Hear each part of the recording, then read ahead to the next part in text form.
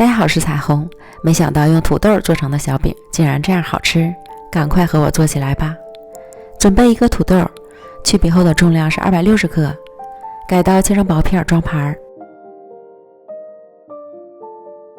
放入锅中蒸熟。将蒸熟的土豆倒入到大碗中压成泥，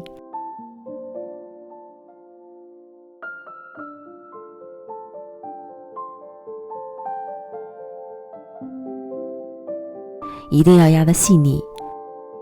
然后加入3克盐，300克普通面粉，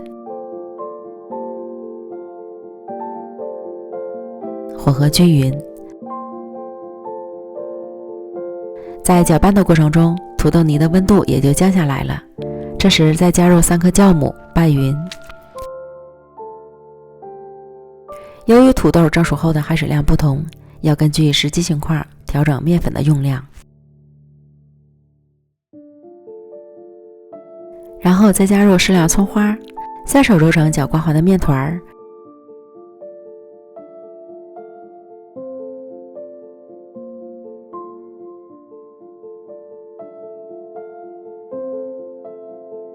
揉至不沾手的状态，不需要醒发。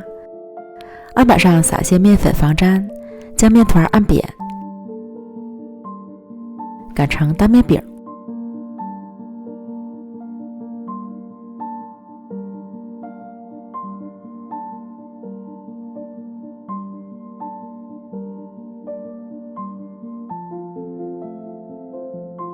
厚度在1厘米左右。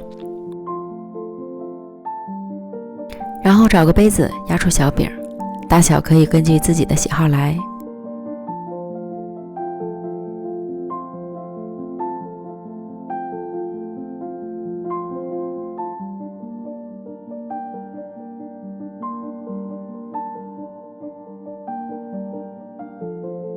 扯掉多余的面皮儿，再重复以上步骤，直到将所有的面团全部都压完。每个小饼间留出足够的空隙，依次摆放好。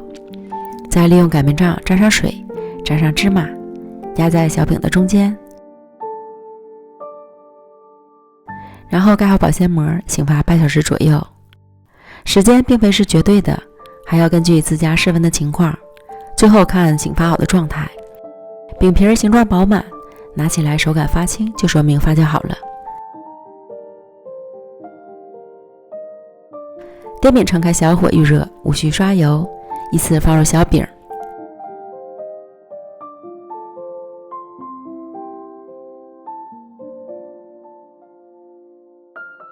底部烙至上色后翻面，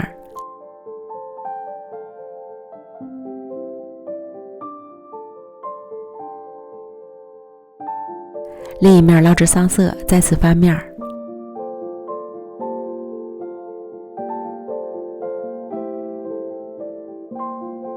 烙至两面都上色满意了，按压小饼能快速回弹，就说明熟透了。出锅。